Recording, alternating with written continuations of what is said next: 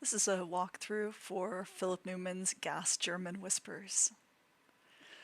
First of all, normal Sudoku rules apply. So we're going to be filling the digits 1 through 9 into each row, column, and 3 by 3 outlined region once each. Also, the green lines are German Whispers lines, and that means that any pair of adjacent digits along a green line has to have a difference of at minimum 5, possibly more than 5. So for instance, we could put 1 and 7 next to each other along a green line because those differ by 6, but we couldn't put 3 and 7 next to each other along a green line because those only differ by 4. One side effect of this, because there are 9 digits in Sudoku in total, is that along a German Whispers line, you can never have the digit 5, since there aren't any Sudoku digits that differ from 5 by 5 or more. You would need to go down to 0 or up to 10, which is impossible. You also are always going to alternate high, low, high, low, high, low along a German Whispers line, because if you start below 5, then if we increase by 5, we end up with a number above 5, and then if we decrease by at least 5 again, we're going to end up with a number below 5, so you're going to alternate back and forth between digits that are higher than 5 and digits that are lower than 5.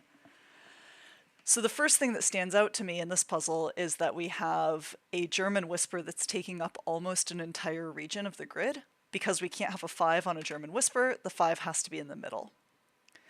There are also 2 digits in German Whispers that have only one other number they can go next to. 4 can only ever go next to 9, and 6 can only ever go next to 1. And so 4 and 6 can't be in any of these cells that are between 2 other numbers on the German Whisper that see each other. So 4 and 6 have to be here and here. Now, because 4 is always next to 9 and 6 is always next to 1, we can put 1 and 9 here. And now if you look down at the bottom of column 1, we have this 3. And 3 can only go in one position in box 4, so 3 has to go there. And so we know that this must be the high digit because it has to differ from 3 by at least 5, so that's a 9, and that's going to disambiguate our 6-4 pair as well.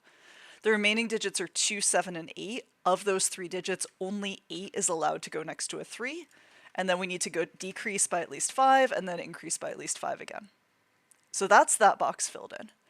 I'm going to corner mark 5s in the positions that they can go in these boxes, because again, 5s can't go anywhere along the German Whispers line. The next thing that stands out to me in this puzzle is that I have this 3, 4, 5, 6, 7, 8 structure at the bottom, and this is going to produce something called roping. You'll notice that whenever you have either 3 of the same givens in 2 lines like this, or 3 or 2 sets of 3 completely different givens, which is what we have here. And the effect that this has is this 3, 4, and 5 can't go in any of these cells. They also can't go in these cells because they're already occupied, therefore the 3 of them have to go here. And that, combined with the 3, 4, 5 we already have, means that we have to put 3, 4, 5 there as well. And you get the same effect with 6, 7, and 8. They can't go here, they can't go here, so they have to go in these 3 cells. And in box 9, they have to go in these 3 cells. And then we can also pencil in the 3 remaining digits, which are 1, 2, and 9. And that's called roping because it looks kind of like a braided rope of matching digits going across the grid. Now, what I'm interested in at this point is whether I can use this plus the box that I already filled in to get some more digits. And it looks like I can. Here I have a 7 and 8, so I'm going to fill in my 6, and I can remove 2, 1, and 9 from those cells. 3 and 4 here, 1 and 2, and 3 there. So this looks promising at this point. The remaining digits that I need are 1, 4, 5, and 9. Now 4 is here, so this isn't a 4. And also in this box, I know that 4 has to go in one of those cells. And that keeps 4 from going here because there's already a 4 in the row somewhere. So therefore the only place I can put 4 in this column is up here at the very top. 1 goes here, therefore it doesn't go in those cells, so it goes there, which eliminates 1 from there. Okay, what next?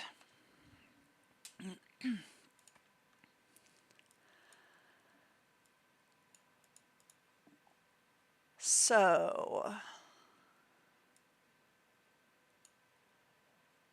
the next thing that's jumping out at me is that these lines are pretty restricted. For instance, I can't put a 6 anywhere in these 3 cells because there's already a 6 in the row. So 6 in this box has to be in one of these 5 cells. Therefore, we actually know we can't put a 6 here, here, or here, because then it would have to be between 2 other digits, and that is impossible because, 1 and 2 is too large to put next to a 6. So we can only have a 6 in a position where it's next to just one other digit along the German whisper. So 6 can't go here, here, or here by Sudoku. It can't go here, here, or here based on German whispers. So 6 is in one of these 2 cells. Now, that tells me 6 is not in any of these cells because it's already in the row in one of those 2 positions, and 6 is not in any of those cells, so 6 is in one of these 3 cells. But it obviously can't be here, and it can't be here because, again, 6 can't be between 2 different digits that see each other on a German whisper. Therefore, 6 is here. 6 can only go next to a 1, so we're going to put a 1 there. Then this must be a high digit, and by Sudoku, my only available high digits are 7 and 9. This has to be a 2, 3, or 4. This can't be a 4 because 4 can only go next to 9, and so we would have to have 2 9s here. Therefore, that's a 2. This is a 7, 8, or 9, and this could be either a 3 or a 4 for our next low digit, but it can't be a 3 due to the 3 in the row. So this is a 4, which has to go next to a 9, and by Sudoku, that makes this a 7. And we're doing a little Sudoku now just to clean things up down here. Our 3 unassigned digits here are 3, 5, and 8. 3 and 8 are already in this row, so this is a 5. There's already an 8 in this column, so this is a 3, and here's our 8. That 3 is going to make that a 5, a 4, and a 3. The only place for 1 in this box now is here, and that digit can only be an 8. These digits have to be 5 and 7 in some order, and these digits have to be 6 and 9 in some order, just looking at the columns. Let's finish off our last German whisper now. So the middle digits here, just based on what's already in the row, have to be 1, 3, and 8 in some order. So one of those has to be in between the other 2, and the only number from those 3 that's at least 5 different from both of the other 2 is 8. And so by Sudoku, the 1 and 3 go this way around. The only other number that's big enough to be 5 different from 3 is 9, so we're going to place a 9 there. And this has to be 2, 3, or 4 to be small enough to be 5 different from 9, but by Sudoku it can't be 2 or 3, therefore it's a 4. Sudoku has eliminated a 5 from here, so we're going to place a 5 there. That's also the last digit that needs to go in that row. So finally, these 3 digits are 2, 6, and 7. This can't be a 2 because it's not different enough from 1. It also can't be a 6 because it can't go between 2 other digits. So that must be a 7. 7 is at least 5 different from 2, and then we place our 6 here. Now by Sudoku, we're going to clean up our pencil marks that we placed at the bottom. Neither of these can be 6. These digits have to be 4 and 5, which go in this order. That eliminates a 5 from this cell. I'm not sure exactly what happened there. That eliminates a 5 from that cell and places a 5 here, which makes this a 7 and makes this a 5. These cells have to be 6, 7, and 8, with that not being a 7. And these are 6, 7, 8, 9. Those can't be 6. That can't be a 7 either. Now what do we still need to place? We still need a 6, 7, and 9 in this row, but we already have a 6 and a 9 in this column, therefore this is a 7, and this is either a 6 or a 9. That 7 makes this an 8 and makes this a 7. These 3 digits are 1, 2, and 3, so the 1 goes there because of the 2 and 3 in the row.